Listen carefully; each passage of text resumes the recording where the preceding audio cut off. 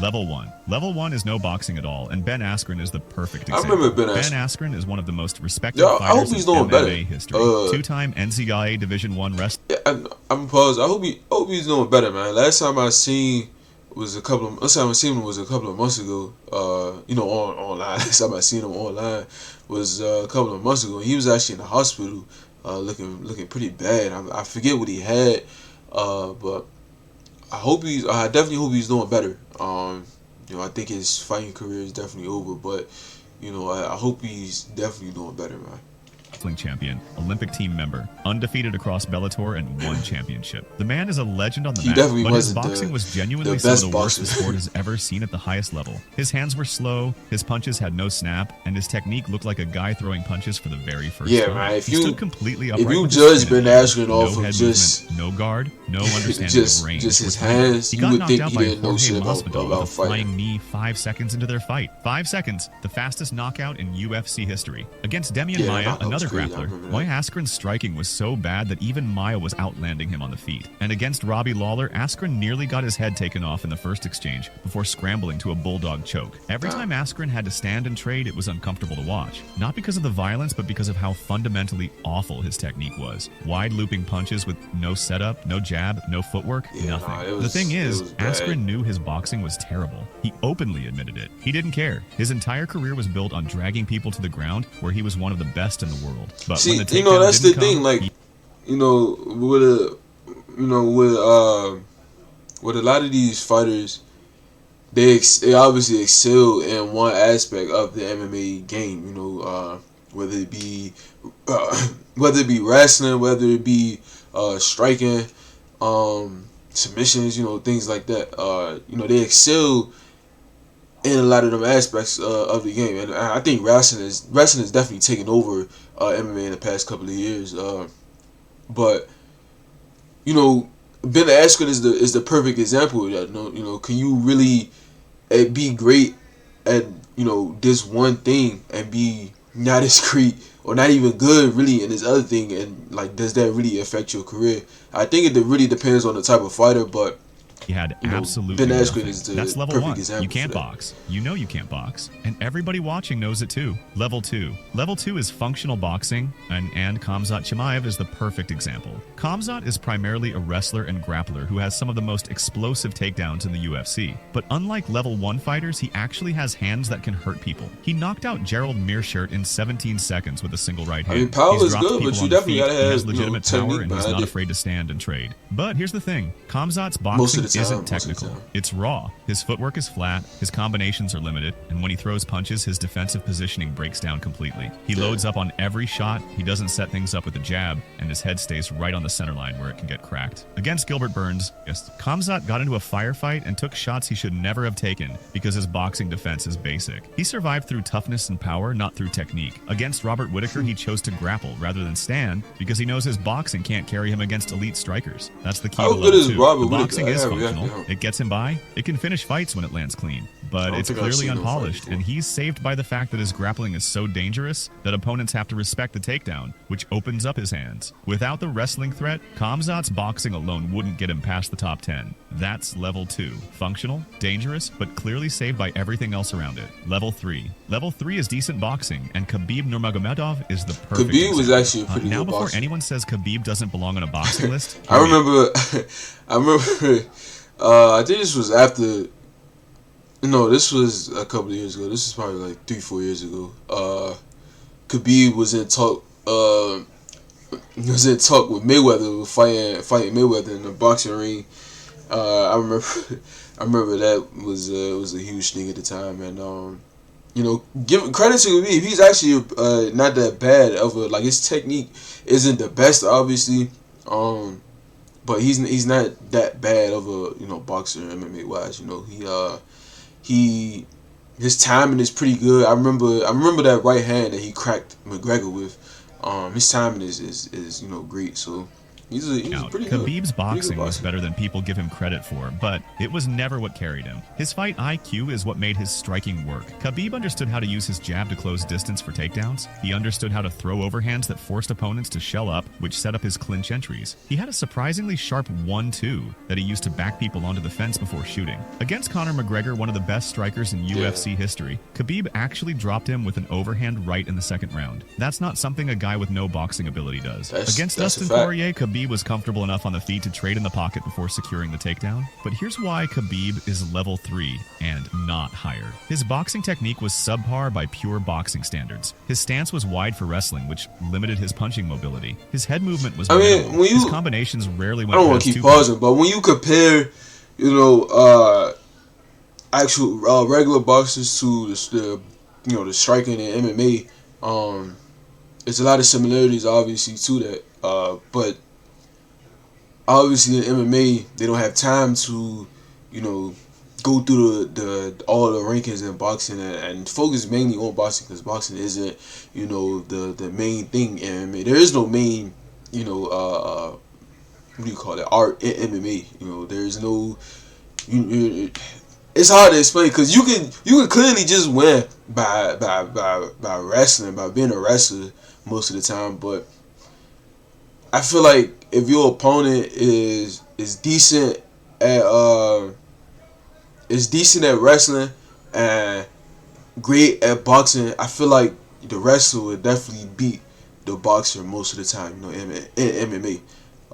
So it's real difficult to figure out. He didn't slip shots or counter with precision. He used his striking the way a chess player uses pawns. They're not the main weapon, but they set up everything else. Khabib's boxing was decent enough to keep opponents honest in a close distance, but it was his fight IQ, his pressure, and his grappling that made him the most dominant fighter of his era. If you took away the takedown threat, Khabib's boxing alone would not beat anyone in the top 15 of the lightweight division. That's level 3. Decent hands carried by elite fight IQ and the constant threat of everything else.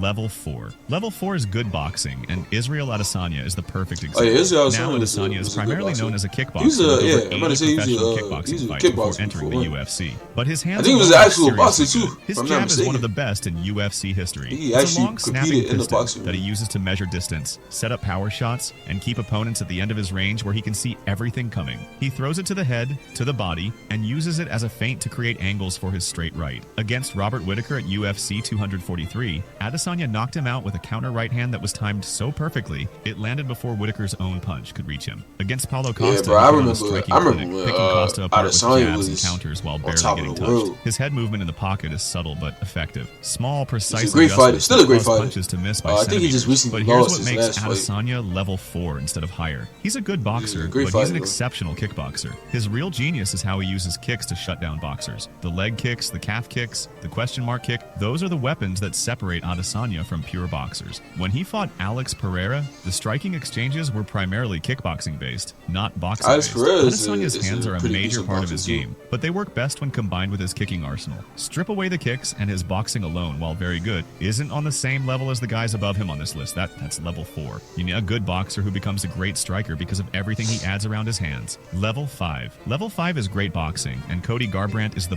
perfect example. At his best, Cody Garbrandt had some of the cleanest hands the UFC has ever seen. His performance against Dominic Cruz at UFC 207 is still studied as a boxing masterclass. Cruz was considered one of the hardest fighters to hit in UFC history with his unorthodox movement and constant footwork. Garbrandt didn't just hit him, he styled on him. He was slipping punches, dropping his hands to taunt Cruz mid-round, and then landing perfect counterhooks that snapped Cruz's head back. His timing was surgical. He'd wait for Cruz to overcommit on a combination, shift his weight offline, and crack him with a short compact hook that traveled the shortest distance to the target. That fight showed pure boxing fundamentals executed at the highest level. Head off the center line, hands tight, weight transfer through the hips, punches rotating with full body mechanics behind them. His knockout power at 135 pounds was terrifying. One-punch knockout power from a guy who weighed 135 pounds. That doesn't come from just throwing hard. That comes from perfect technique, transferring every ounce of force through the kinetic chain. Garbrandt started boxing at 15 years old to stay out of street fights in his hometown.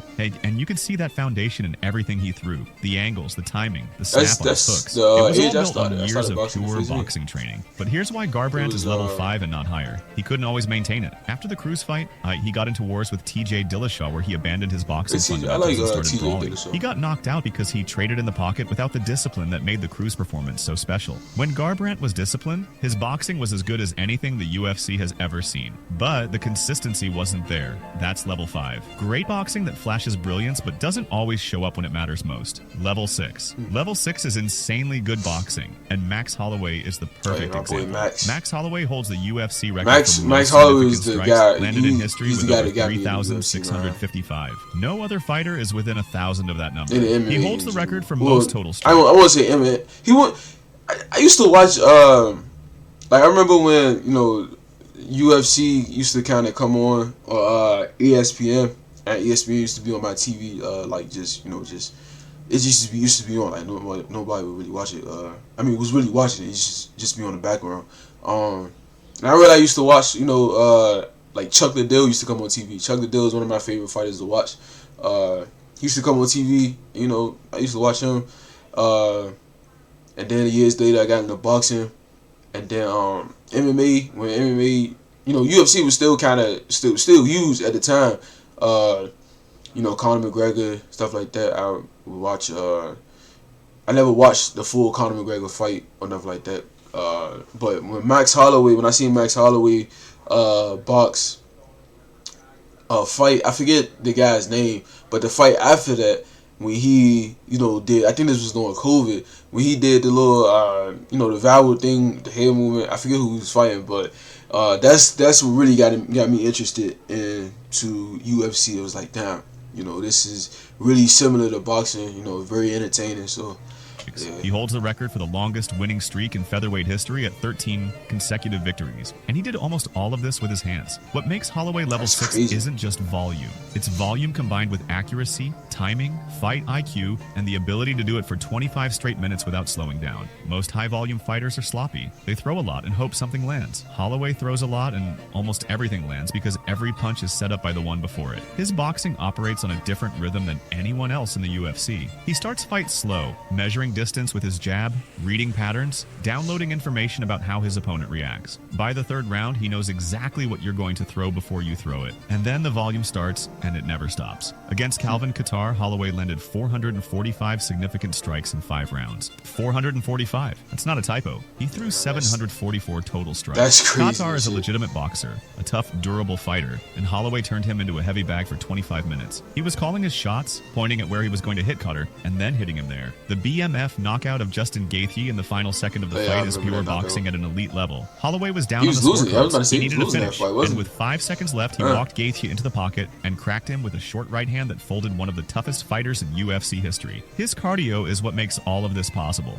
Most fighters lose their boxing technique as they fatigue. Their hands drop, their footwork gets sloppy, their combinations shorten. Holloway's boxing actually gets better as the fight goes on because his cardio is so elite that he's still sharp in the 5th round, while his opponents are drowning. That's level 6. Insanely good boxing backed by cardio that never quits. 7 is the best pure boxer the UFC has ever seen, and Ilia Topuria is the perfect example. Topuria is 17-0 as a professional mixed martial artist, undefeated, and he vacated the featherweight title to move up to lightweight because there was nobody left at 145 that could challenge him. But what makes Topuria level 7 isn't just his record, it's how he wins. His boxing is so powerful, so precise, and so technically sound that it looks like it belongs in a boxing ring, not an octagon. He knocked out Alexander Volkanovski, one of the most durable fighters in UFC history, on with punches. He knocked out Max Holloway, the man with the best chin at featherweight, with punches. That's the level 6 fighter on this list getting knocked out cold by Topuria's hands. Nobody had ever stopped Holloway with strikes in his entire career until Topuria did it. His striking accuracy is elite. He lands 4.69 significant strikes per minute and averages nearly 1 knockdown every 15 minutes of fighting. His shot selection is what separates him from every other boxer on this list. He doesn't waste punches. Every jab has a purpose. Every combination is designed to create a reaction that opens up the finishing shot. He reads defensive patterns in real time and adjusts his angles mid-combination to find gaps that shouldn't exist. Against Volkanovski, Topuria was patient for the first round, studying the rhythm, and then in the second round he found the timing on a short right hand behind the jab that shut Volkanovski's lights off instantly. That knockout wasn't lucky. It was calculated. He saw the pattern, set the trap,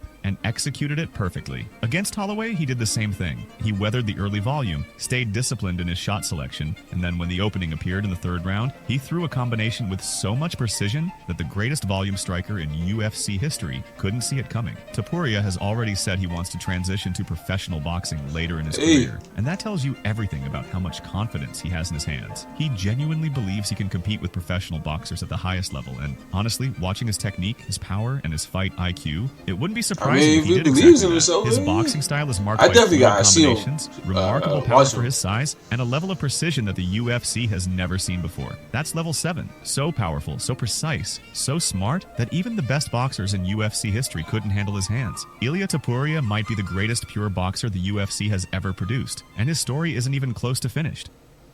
Damn. Yeah, no, I definitely have to react to him, man, because to have that much praise and the knockout Max Holloway, yeah, nah, that's crazy, man.